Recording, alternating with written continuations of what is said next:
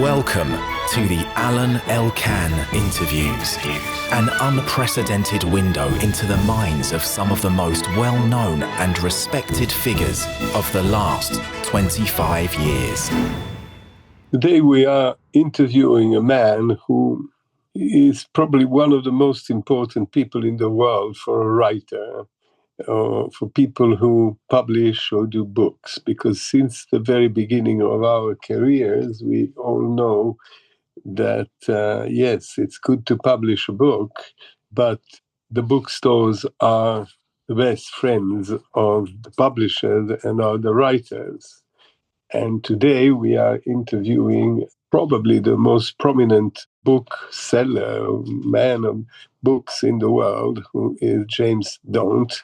James was started after a brief period in banking, first in Carnival Cruise Lines and then at JP Morgan. He is the son of a diplomat, Timothy Daunt, but he decided very early that for him it was more interesting to become a bookseller, a man of books. And so he opened these bookshops, Daunt Books, which is a chain of, I think it's 6 or 7 bookstores in London since 2011, called Daunt with his own name. And I think that the Marylebone bookstore, Daunt, is probably the first bookshop that existed in the world. I mean, it's in a building, in a very old building, and this is maybe the heart of James' beginning, his roots. Then we will see later how many other things he did and what are the consequences. Why did you decide this suddenly to do this job? I had joined a bank, which I enjoyed. And, as a young man straight out of university in an American bank, and it was New York initially and great fun. My girlfriend, who was my university student girlfriend, thought that was a terrible job, extremely boring. And you talk about your future wife, Katie. I am talking about my current wife, yes, future wife and current wife. She thought it was really a terrible thing to be doing and utterly boring, and that I should be doing something more interesting. And so I sort of settled down and tried to think about what might be more interesting. And I read a lot and I travel a lot, thought about sort of various things that might bring those interests together and opened a bookshop. And that was back in 1990. And since then, your career in the book world has improved incredibly, if we can call it a career, because you opened your own bookstores, and in 2011 you became managing director of probably the largest chain of bookstores in the United Kingdom, Waterstones, right, who was not doing well at all. And you have been called to rescue this group, and you very successfully did it. Why did you want to keep your books, your own shops, which you still own today, and become the managing director of a larger company? And what did you do in order to make it successful? Well, the book selling in the UK had become somewhat perilous for booksellers generally. I was fine sitting in Marylebone High Street with my own shop and had opened a few others, 6, as you say. I sort of had an idea about how you could run more than one shop, but around me, all of the chains had either consolidated into Waterstones or gone bankrupt. And then Waterstones itself, which by then had become a subsidiary of music, primarily music seller, HMV, was in big trouble, and they were about to close it. It was effectively a bankrupt business. The reason I wanted or felt that they should be saved was really that they represented by far and away the greater part of proper bookselling, so physical bookselling in the UK. Amazon has the online part. And if they were to close, I felt that it was unlikely that bookshops would ever return to the many towns up and down the United Kingdom in which Waterstones was present. Yes, the independents would still be there, but there aren't many of us. I might open up a few more shops, but I was likely to, just by dint of the scale at which I would be able to operate, only do so in nice, leafy, middle-class places. And shops in towns that would otherwise, and probably would never again have a bookshop, would disappear. And that seemed a calamity. So I sort of set about trying to find people to put up some money to save Waterstones, and happenstance brought me to the door of a Russian businessman who was happy to put up the money. And we took it from there. Yeah, but what is the difference between your 6 bookstores? The one I know in Melbourne is a fantastic bookshop, quite big, where you can find so many books. But what is the difference between your own bookstores and Waterstones?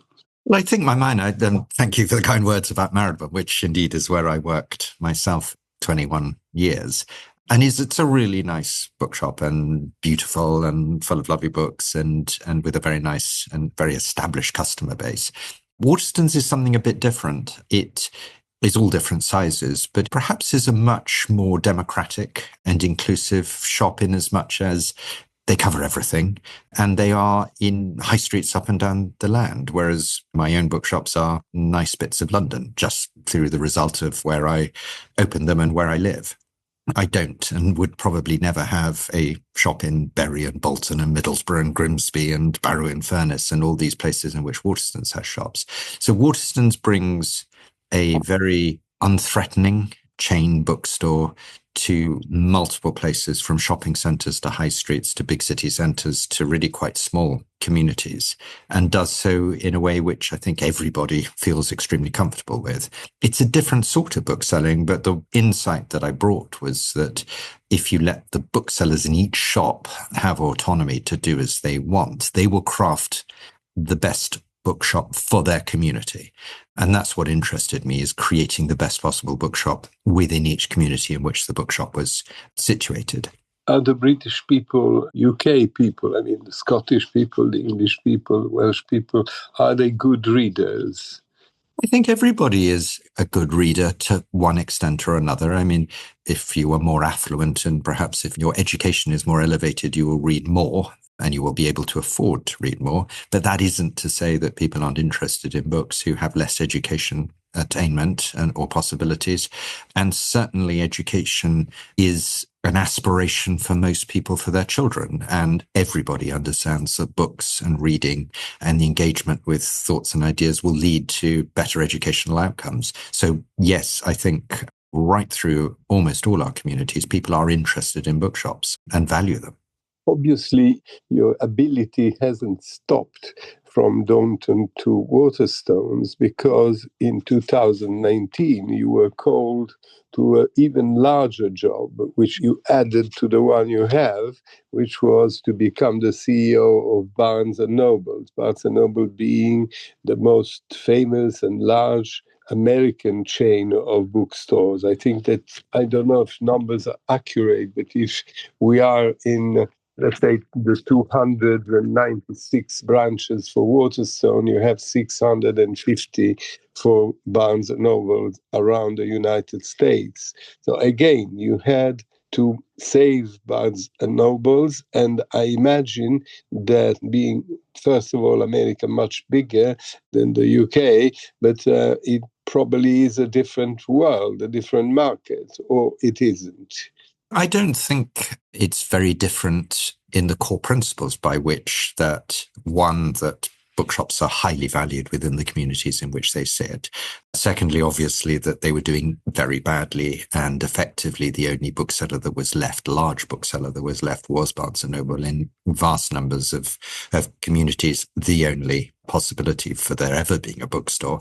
But also that booksellers will act with intelligence and common sense if they're allowed to, and will create very good bookshops. And if you create a good bookstore, customers will come to it, and you will be able to... When you say a good bookstore, what is a good bookstore? In order to make them successful, do you have a criteria? Do you have a special things that you think are essential for the success of a bookstore? Yes, I mean, they sound very obvious as one articulates them, but first and foremost, that as a bookstore, you recognize that you are there to sell books. that isn't as foolish a statement as it sounds, because many of my predecessors had found, as Amazon started to take their market share away from them, that they tried to sell lots and lots of other things that weren't books to try and make up for that revenue, and got themselves into a vicious and downward cycle whereby they deteriorated the effect as a bookseller. They had fewer and fewer books. They had more and more other stuff that they were trying to sell. And in doing so, they precipitated this sort of vortex of decline of the quality of the bookstore itself. What we've done ever since is say, no, you are first and foremost a bookstore. Get your books back into your shop, curate them to the best of your ability to reflect what your customers are interested in, and they will come back into your shop. You will win back your customer base, and you will sell lots more books, and we can have a good business again. It really is that simple. Yeah, but I read about you. You're not polemic or against Amazon, right? It's another thing. You don't think this is damaging. Instead, you believe hardly in the bookstore, in the quality of the architecture of the shop, in the quality of, how the reader, the customer will feel inside. And probably also you consider that browsing in a bookshop, it's something interesting. It's for anyone, and maybe some people don't buy the book, so they just go and look. And I have the feeling that as much as sadly the newspapers, the magazines are not going so well nowadays, the book is still there. People like the fact that the book is an object, and maybe in the bookshop they have time to look, to take the book in their hands and decide. And this is my guess. Yeah, for sure. The book is a pleasure in and of itself, and the exercise of reading physical books as opposed to ebooks or listening to them is as strong as ever. And I think then within the ecosystem in which people find books, we obviously have probably at the pinnacle of it all the public library, where you can borrow a book. They are the true saints within our industry. But then you also obviously have Amazon. And as you say, I'm not remotely against Amazon. I think that the efficiency and the value that they create and the spur to the ownership of books is fantastic. The big box retailers, Target and Costco, all of those big supermarkets in the United Kingdom and across the United States, also selling lots of books. And then there's us, either as independent booksellers with our physical stores, or Waterstones and Barnes & Noble as big chains, who have these very large, nice, attractive bookstores in which, as you say, people can browse and find books and talk about books and meet. And I think it's that meeting part. It's them as social spaces, which is so important within communities, and as social spaces in which people of all ages can gather and find books and enjoy books, each in their own way. And that is our job, is to create a space in which everybody feels welcome. And we do so through the way in which we present books and the attractiveness of our stores, often with a cafe and the like in it, but doing so for everybody, from the youngest child and families coming in to the teenagers and the young adults, all the way up to our oldest citizens. Very nice spaces. Nobody charges you to come in. You can browse and look at books without interruption. And I think they're very gentle places. They're very inclusive places. And how do you find the personnel, the people who run these shops in a larger scale? Once upon a time, in your village, in your city, in your neighborhood, you had your bookstore and you were friendly with the owner, and he will tell you, oh, why don't you buy this? I just read this. You should really go through it. I mean, this kind of old-fashioned, if I may, a bookseller is a bit disappearing, or it's very rare nowadays. So how do you prepare your employees to sell the books? What kind of studies one has to do to become a bookseller? I would contest that form of bookselling is disappearing, because I think that's at the heart and core of how we operate as booksellers within our bookstores. It is all about our engagement with our customer bases, and it is that those discussions. Many of our customers are regulars. We know them well. We know their names. We know what they read, what they bought the last time they were in. We know what they're interested in, we know what their children are interested in. It is all of that everyday conversation. New customers, it's about welcoming them in and enticing them to explore and read new things. That is what we do. Booksellers, the book profession is a vocational one. People normally chance their way into it. It's the job that typically you do as you've left school, you left university, for intending probably to do it for a short period of time. And then some of us, of which I would count myself very much as one, stick. They just enjoy it. They love being surrounded by books. They love the physical aspect of being a bookseller. You're very active all day long. You're talking to people all day long. There's a certain just sort of everyday activity to keeping the place tidy, keeping it looking nice. And of course, one's constantly engaged with the books themselves, with the ideas that they represent and the philosophies that they represent. And for some people, that's deeply satisfying and stimulating.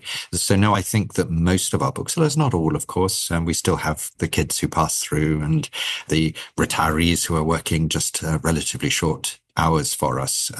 But most people, the core of our bookselling group, are vocational booksellers deeply committed to our trade. You have obviously different kind of books. I mean, in a bookstore, you have obviously the recent bestsellers, the books that sell in that very moment. You have classic bestsellers. I think the Bible is the most sold book in the world, and you had phenomenons like Harry Potter. There are classics like Moby Dick, who are the most so, the Diary of Anna Frank. I mean, there are some books who are always bestsellers. But then there are also books who have very small public, or writers or academic people who write interesting books who are not so well known. Publishers eventually do not promote them very much. And then obviously there are very large publishers, like, who knows, in America, Random House Group or the Bertelsmann Group, I mean, things like this.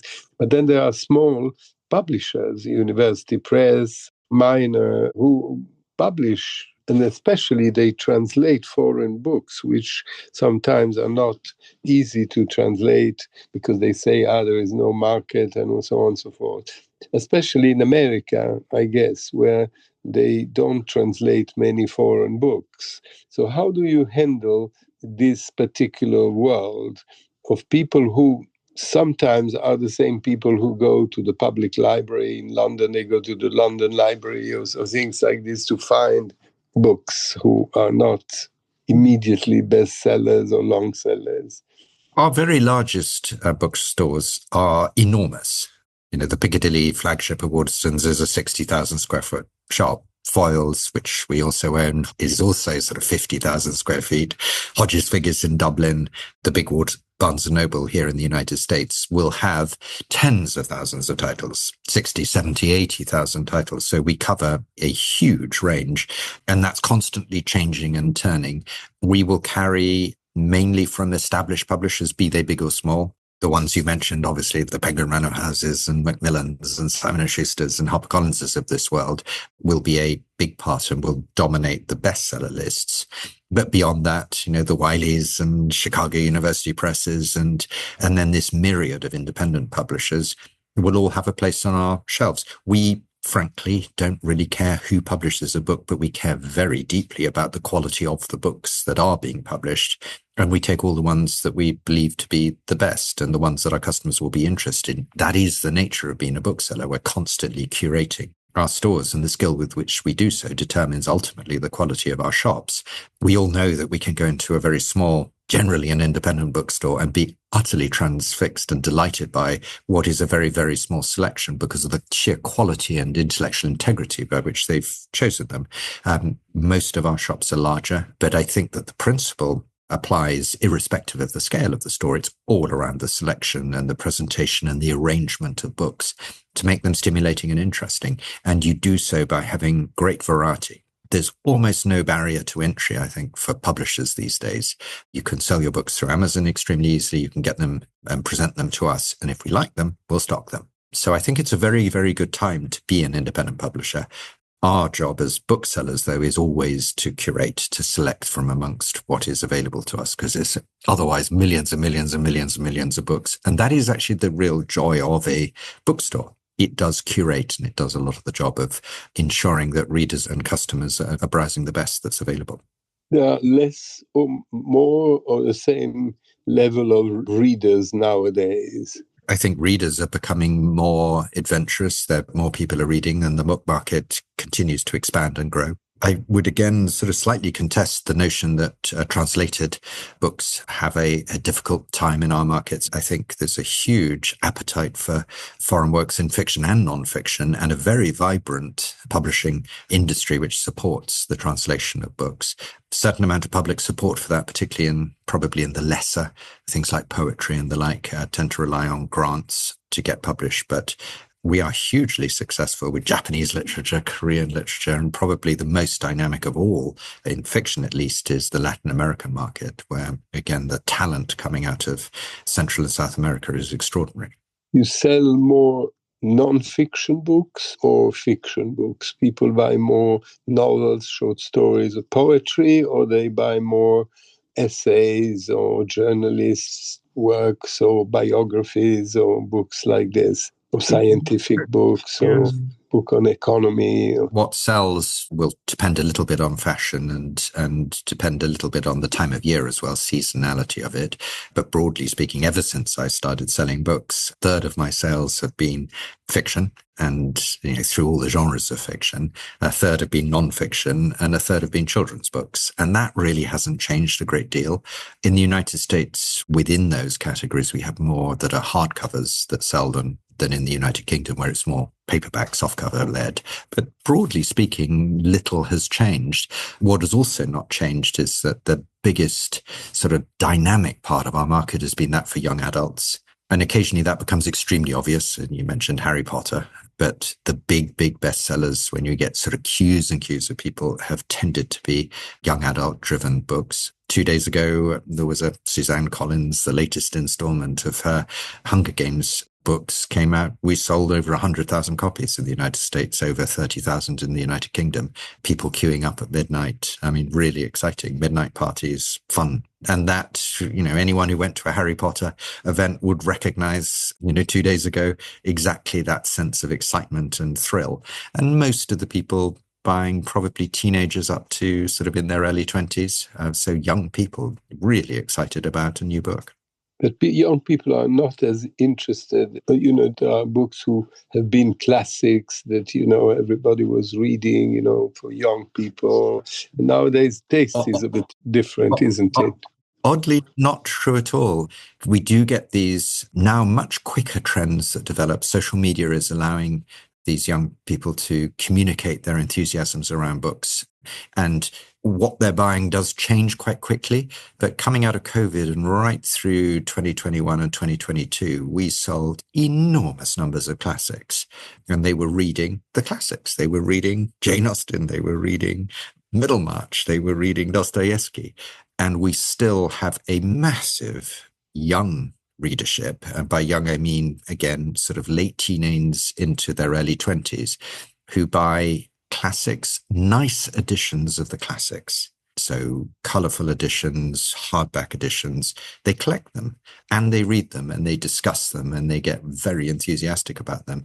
In fact, in my long career of bookselling, I'm 35 plus years of doing it. I think we've never sold more. It's extraordinary. And it's very exciting. It's wonderful to be able to, particularly to sort of pluck out perhaps the sort of the slightly lesser known classics and find yourself being able to sell them hugely effectively to 20-something-year-olds. I am wondering, nowadays, not only because of Amazon, but we have so many things suddenly to read in our lives, right? We receive constant email and messages, and then we read the news, and we are bombarded by reading things on our telephones, and people are very busy in their studying because studying is becoming tough, and working and so on and so forth. When do they have the time to read?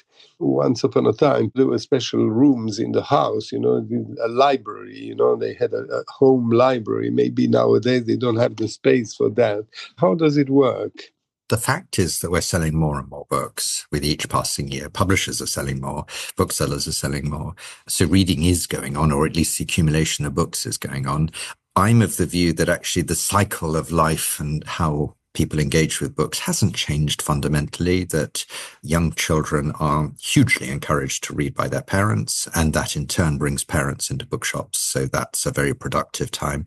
Young people absolutely adore books, and that's partly actually, I think, that simply it's one of the ways in which friendships are built and courtships are made, and that remains as true today as ever it was, which is why our bookshops are absolutely stuffed full of young people, because they like to come there to meet and talk and engage with each other as much as with the books themselves, but they do with the books. Then perhaps as people's careers develop, there's a little less reading going on. They're extremely busy with building their careers, particularly men, and we see a lull. And then as people sort of move into later stages of life, they only re-engage with books, particularly as they have children. And then as they get to the twilight of their careers and into retirement, they read a lot. I don't see that changing fundamentally. I think books have become much more pervasive through the social classes. It used to be, as you say, one needed a big house and a library, and it was something that an elite engaged with, and books were extremely expensive. Now, with university education in particular and college education having embraced a much higher percentage of the population, the ownership of books has become much more widespread. I mean, as those of you who know the English accent will know, obviously come from a metropolitan and educated and cultured background. But nonetheless, within our own house, we had actually very few books growing up because money was relatively short. And we went to the public library to read. We valued books and we read books, but we didn't own that many books. Nowadays, if you go into younger people's houses, you will see a bookshelf. And books are very inexpensive. Yeah, that's the point. If you want to make a present also to someone, you can buy a book for much less money than if you buy a scarf or a jumper or whatever, Or a box of chocolates. And that doesn't last very long, whereas the book will. The book is not expensive. That's hugely to our benefit. Unless it is a first edition or something very rare, but that's sold at auctions is something else. But in the same time, paperbacks in some countries are less popular, right? People prefer to buy the hardcover.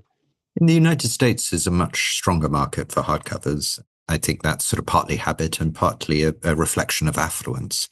We sell both, obviously, and what we've seen is that, particularly amongst children's reading, the relatively inexpensive, normal novel for 9 to 12-year-olds has absolutely boomed, and that's all for the good. Listen, but do you feel that there are many, as much as there's still many readers, there's still many good new writers that people follow? Because you talked about classics during the COVID, people will read Dostoevsky or whatever, but are there new writers that are appealing to the young audience? And there has been a period, now it seems it's a little less popular, this period of gender, the fact that people, for instance, in the world of art, they preferred to buy for years, and even in the novels, stories about minorities and so on and so forth. I mean, the writing changed. Maybe it will change again. Are you following that with the bookstores? Yeah, I think that one of the most important roles that we perform as booksellers is to provide a place of discovery for new authors, that otherwise it's very difficult for them to break through. Amazon is a terrible place in which to discover books. It's a fantastic place if you know what you want to buy. And when the bookshops were very poor, as Barnes & Noble frankly was for a long time during its long decline leading up to 2019, when it was trying to sell other things and was being paid by publishers to have a very predictable grouping of only the best-selling books, and best-sellings became sort of a self-fulfilling prophecy, the same authors that were being sold year after year after year, very little discovery, very little ability for new voices to break through. Supermarkets also selling the same books. And when I came to Barnes & Noble, I found, the bestseller list was frankly exactly the same group of authors that have been there for 20 plus years. What we need to do, and now do, I think, vastly more effectively as booksellers, is promote the best new writing, the best new voices. And it's booksellers who create the Sally Rooneys of this world, who can pick on these new really exciting authors and promote them strongly and heavily. And we do that very, very effectively and do it both in fiction and in non-fiction. Picking good books, interesting books, new voices, that is the exercise of curation. That is the exercise of taste. That is, and you mentioned earlier, that the bookseller, when you come in, the bookseller says, oh, you should really read this. That is our job. And that allows frankly, for these new people to be discovered and new careers for authors to be developed. They said that the books sell not much because of the advertising, but by word of mouth. People say to another, why don't you read this, word of mouth. I mean, two questions. Do you create this in your bookstores? And did you create bestsellers? I mean, did you take not very well-known author or fiction or non-fiction and it became a bestseller? We're doing that week in, week out. That is our job. We, particularly as a national bookseller, both in the United Kingdom and the United States, we can create the bestsellers. And we do that all the time. We have our sort of monthly book of the months. We choose books and really promote them very strongly. And if we take and sell 20,000, 30,000 copies of Paul Harding's This Other Eden, Gareth Davies's Clear, Ron Rash, Claire Keegan, books that are really fabulous, Amazon will sell the same very quickly because it creates that word of mouth and that buzz. It will sell probably the same again on Kindle and as an ebook. The audiobook will sell, and then the big box retailers will take it. Target will take it. Costco will take it. It'll appear in the airports. And our little 20,000 will become 40,000, 60,000, 100,000, 200,000. So pretty much, I would say, every time that we major on a book, you can multiply by 10 the number of copies that the author will sell, the publisher will sell. And that is why we're hugely valuable within this ecosystem. Tell me something. What do people want to read more nowadays? What are they interested in reading? I mean, I know there are lots of different fields and lots of different writers, but what do they like? They like science fiction, they like love stories, they like spy books. What is selling most? Or they like biographies? Because you see, it depends. The countries are different. I am Italian. In Italy, people don't like very much biographies, or they much prefer this in France or in England, for instance. I mean, it depends. And then, of course, there are some books, that are expected and everybody wants all over the world. Yes, I mean, I think it depends in which group of customers and which categories you're looking, because you get bestsellers across all of them. We have gone through a great phase of romance being very popular globally, everywhere, Italy, all throughout Europe and everywhere else. Then it became romantasy, and then it became fantasy, and then it's sort of going through another phase at the moment. But these are sort of across the trends of young adult, in particular, reading interests. But at the core of what we sell is a good non-fiction and fiction. In fiction, we like a really nicely written book with a very good plot. And that plot will tend to have love at the heart of it, or it'll have excitement, or it'll have a crime. There will be some huge narrative drive, but the principles that underpin it are no different, frankly, to the principles that have driven great writing through the ages.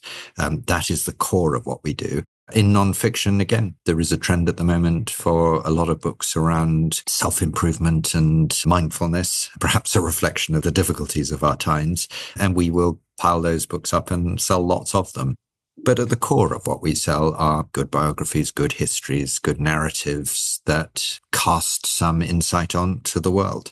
And we will always be picking those, and we will always be selling lots of them. Again, I don't see a huge difference between the books that we champion over the last 30 years to the ones we do today, albeit that there will be trends that we will seek to amplify for good reason.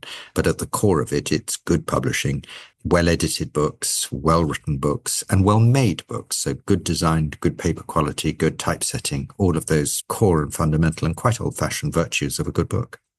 It is interesting to see that among the most sold books, there is the Bible and the Dalai Lama thinking, which is a religious thinking, So this is quite interesting, right? That these books are still the ones that people buy the most. And books remain a hugely effective way if you are grappling with an issue, a topic, a difficulty. A book will often be a fantastic way in which to really sort yourself out and ground yourself. And the interest in those books will nowadays be populated, as you say, by word of mouth, but increasingly by podcasts, by new forms of discussion beyond the conventional, which would have been the radio or the newspaper review. Nowadays, it's as much going to be the podcast and some sort of other means, particularly through social media, by which people discover these books. But it is the book that is ultimately the most satisfying way in which to educate oneself and, as I say, to illuminate around the issue of interest. So you're obviously very optimistic in your purposes about the book as an essential commodity for people. And do you suffer, for instance, inflation? Are you worried about what's going on, prices going up, people having less money? And after all, is your business, the whole business together, profitable? Because even if you read, I think, history in Cambridge, you have been a businessman in a way, right? So how is the business going?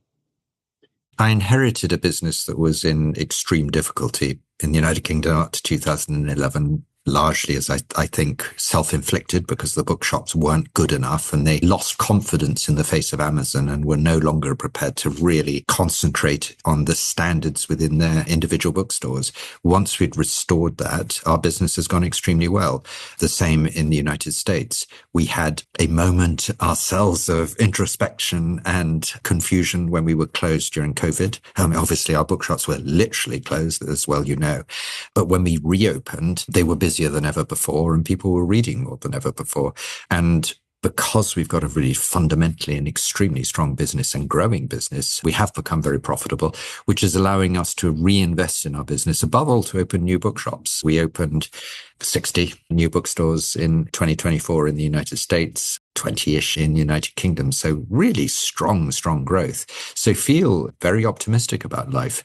And I think that most of my European colleagues are also feeling much more optimistic now. You're not suffering of the inflation or...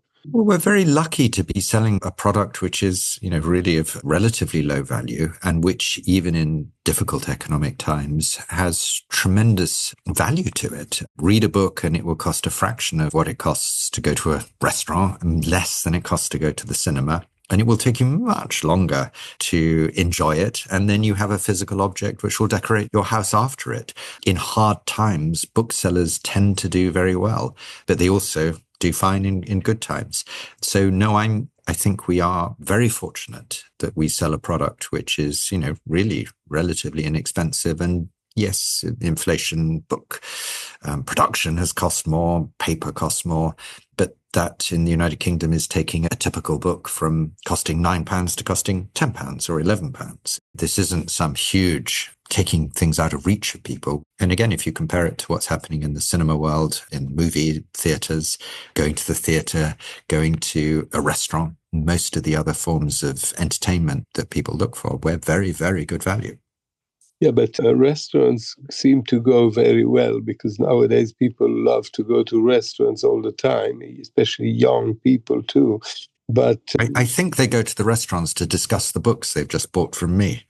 You're optimistic. But, they don't read newspapers anymore, for instance, or very little. It's not in the habit of the young people to read magazines. I think the newspaper industry, is a much more challenged environment. If you have a product that's good enough and you have a paywall around it, then obviously through a phone you can still extract value. So the New York Times does very well, the Financial Times does very well, but clearly we are a major seller of magazines, but which we do effectively and well, because we're just about the last people to do that at scale. We carry pretty much every magazine that is in publication, but there are fewer of them and they come out less frequently. So that is a declining market.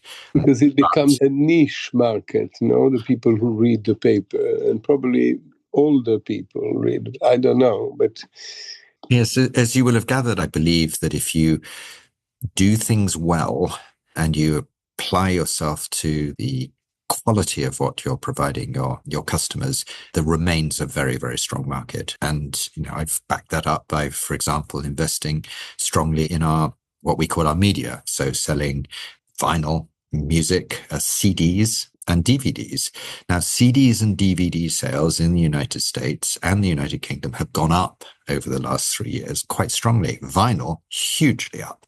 So this has sort of been a long decline and then what we call a hockey stick rebound.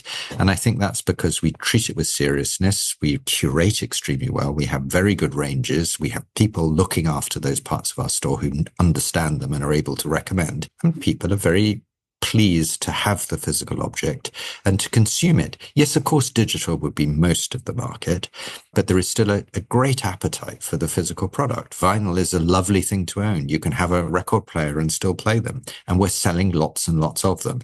And being the retailer that respects the physical product and sells it extremely well in an attractive environment has given us a very good business.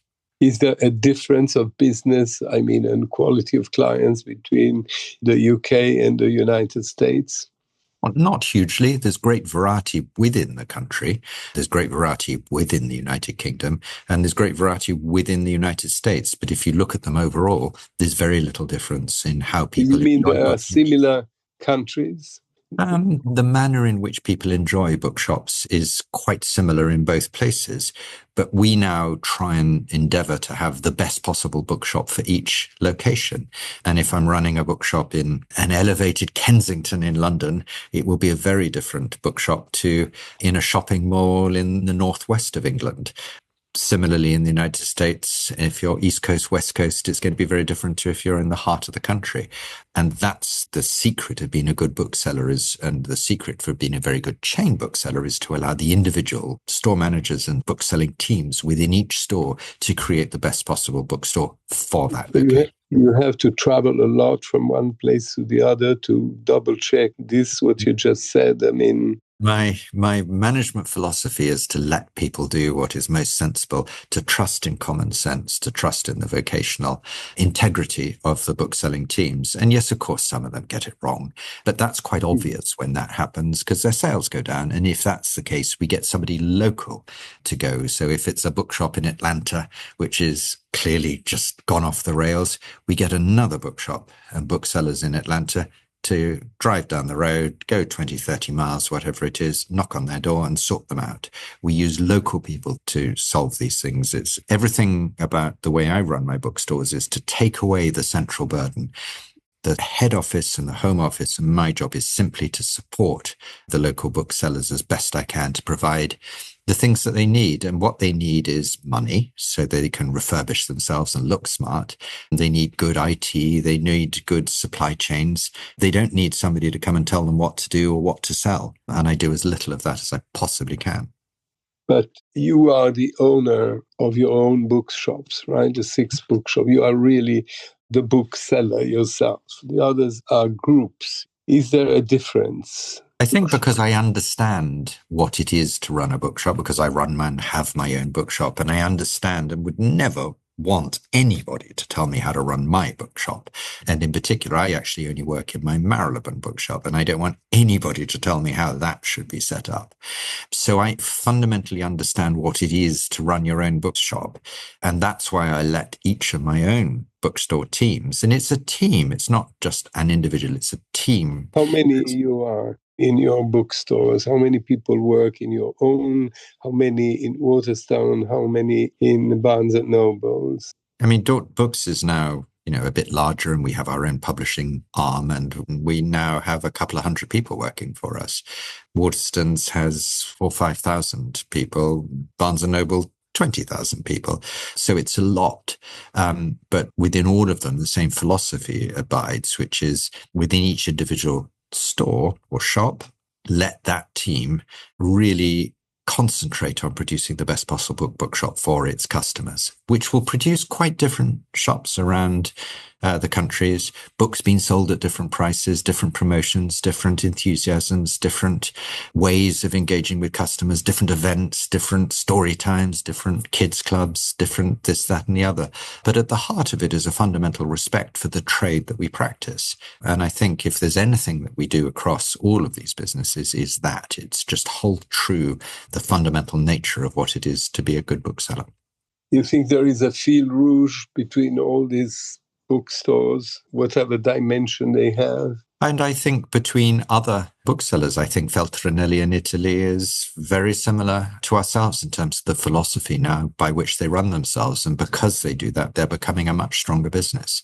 There are booksellers up and down, particularly in Europe, who are espousing the same principles, which is let the booksellers in each shop run their own bookstores, and we will have a much stronger industry of physical booksellers. And we can stop worrying and being concerned about Amazon. Amazon does what Amazon does. We as physical booksellers do what we do ourselves. And Italy is actually a fantastic example of that. Italy has a central school for booksellers, which teaches the fundamental principles of good bookselling to everybody, to chain booksellers to independent booksellers. And as a result of that has, I think, increasingly good bookstores. Yeah, but usually bookstores in Italy, for instance, they had family business, right? The father, the children, blah, blah, blah. Nowadays, it's less like this. It's less a family business. And some bookstores who were very well known in the past, they have closed. Now there are, as you said, Feltrinelli, Giunti. I mean, there are groups of bookstores that you find in the airport and that you find in your city. And they have beautiful shops where you can have coffee, eat, buy stationery or whatever. And, you know, there's a lot changed, the idea of the bookstore. We've all of us gone through, in every country, gone through sort of fundamental changes as Amazon has changed the bookselling model, but we are all also adjusting to it. And I think successfully or more or less, depending on the country and the philosophy of the booksellers involved. I would say my own observation is that Italy is one where it's a more successful adjustment, where many more independents have survived than in the Anglo-Saxon world. And yes, there are the big chains, but there are also incredibly vibrant independent sector. And I think they've understood now how to adjust to this post-Amazon world. And again, I think, broadly, a positive and optimistic future ahead of them. Evidently, sort of government policy has an impact on that, is the price protection, the distribution of money for students to be able to spend, young people to be able to spend on books and the like, giving a boost. And then when that drops away, people need to adjust to it. But I think fundamentally, there are reasons to be highly optimistic about bookselling and publishing in most of the European markets today. What is the difference between how much sells Amazon and how much sell the others? What is the proportion between the Amazon market and the bookstores market? Well, Amazon has been much more successful in the Anglo-Saxon world than it has in Europe because there's no price protection. So the price protection has protected the European markets, including Italy, France, Germany, more so. But we are presently, typically it's the same in the UK and the US, roughly where 50% of the market is Amazon's, roughly 20 to 25 is the big chain, so Barnes & Noble or Waterstones, and then the rest is divided between a small part which goes to the independent booksellers, maybe 5%, 6%, something like that, and then the supermarkets who also sell a lot of books. And books are obviously sold through other channels. You can buy a book as a gift in many, many outlets. But that's typically, Amazon with half, 20, 25 with the big chains, and then the rest split amongst the rest. And the sales of books are sensitive to awards, to the Booker Prize or to the Nobel Prize or, to whatever prize. Each country has significant awards that the winner of the award is, it's a big thing. It's a very big thing, different in different markets, as you say, but we will also be looking very sort of closely and carefully for who wins the Prix Goncourt in France, and then we look for the translation, and we will get a bounce from that. But for us, the Booker Prize is the largest in the United Kingdom, the National Book Awards in the United States, and then the Pulitzer or Nobel Prize on top of that, being good in both markets. And often it happens that writers who are not well known, I mean, good writers who get the Nobel Prize suddenly, they're not even translated in some languages. And it's like a revolution, no, in the coming up of this.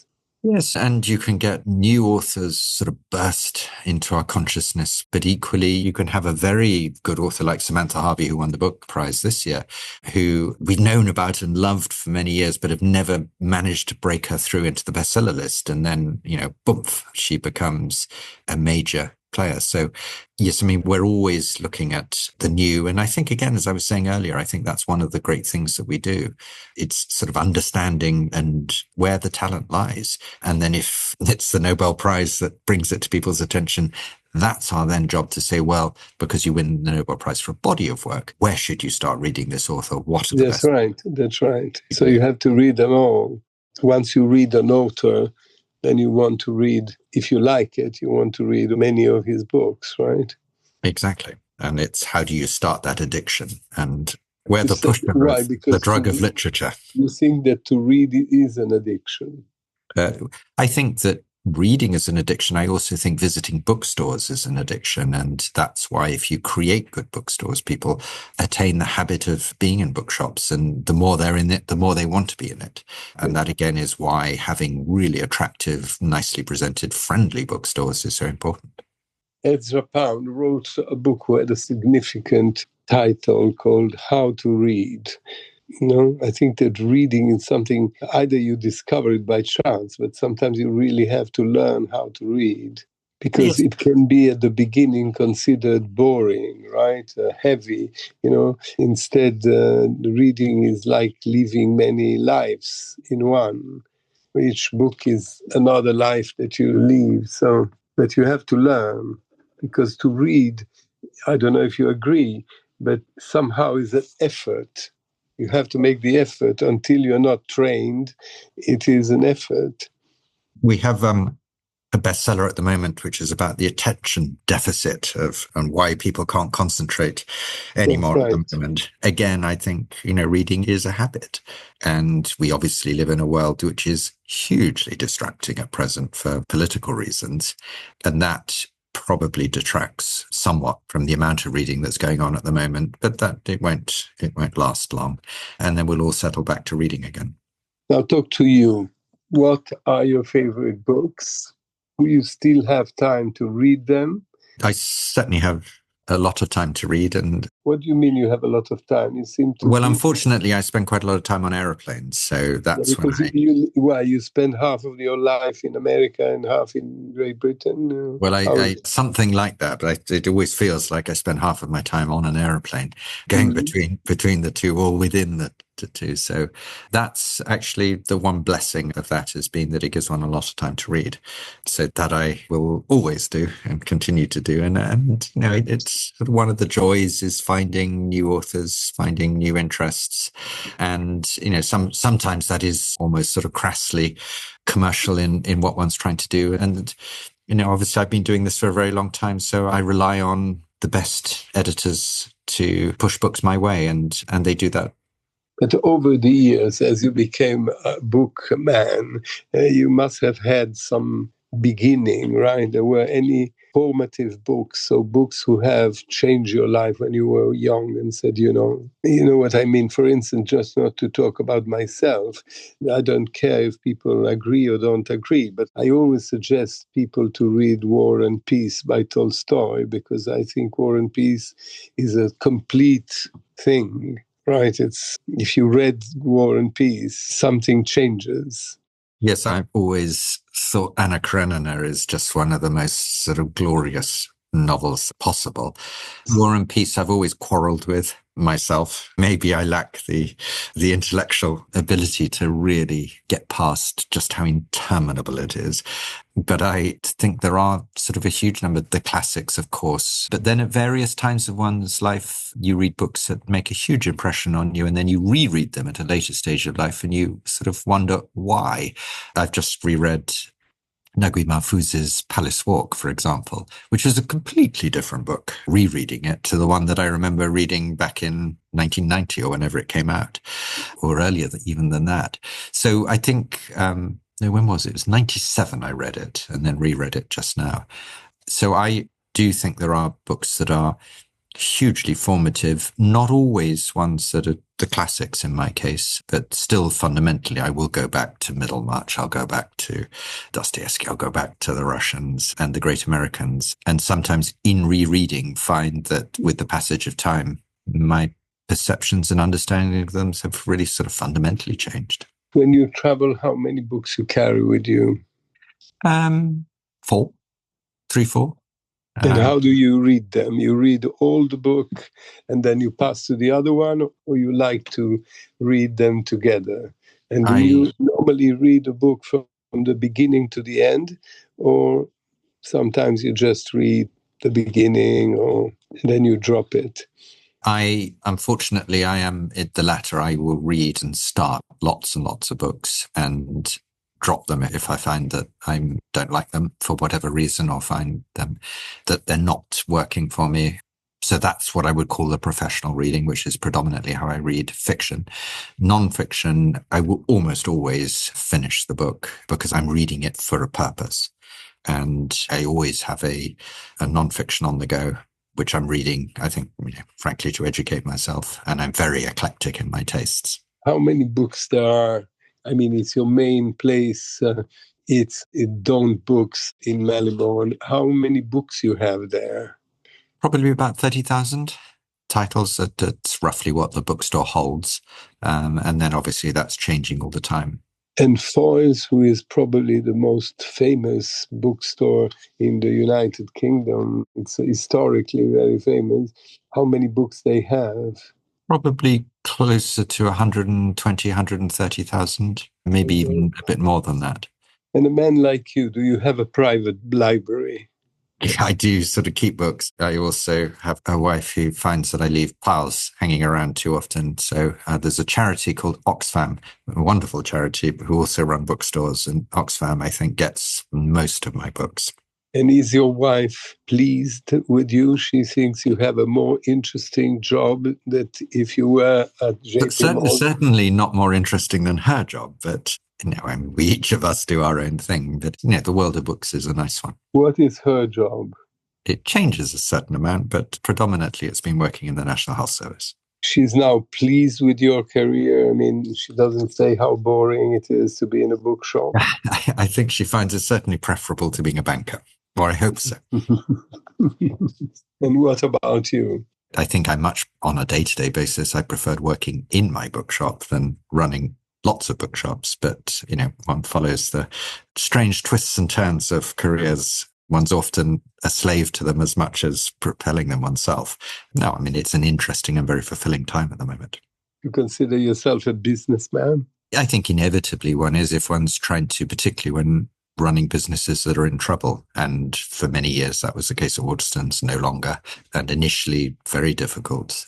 Barnes & Noble said, yes, that there are a lot of business decisions one is taking then. When we went through COVID, which was a challenging time, obviously, for retailers, yes, one is behaving as a businessman. You're responsible for the livelihoods of an awful lot of people working for you. Did you sell many books by correspondence at the time when there was COVID? Because they had time to read. People had time to read.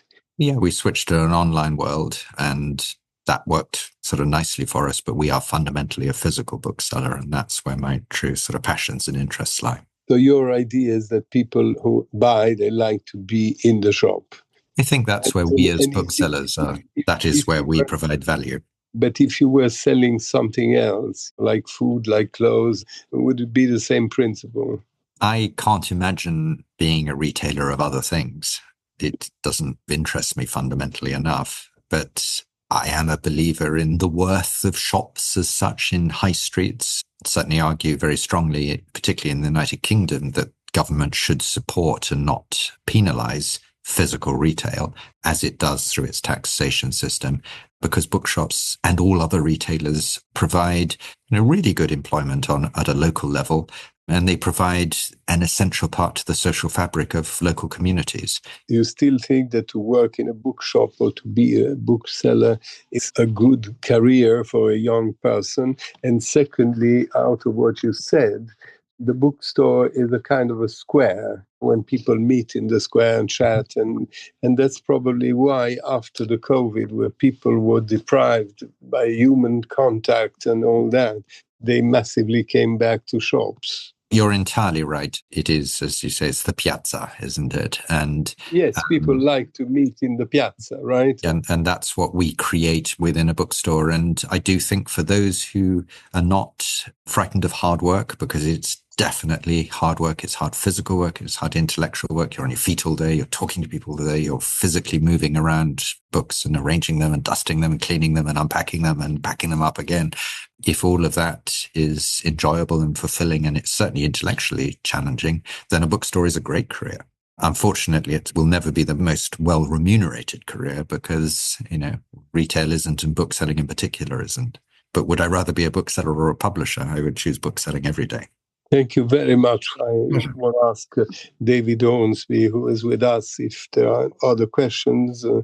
I guess that my only question is about the use, as you've developed these businesses in the era of technology, how much does technology now influence the world of bookselling in terms of how you manage the stock, what you stock, how you underpin the activity of the business?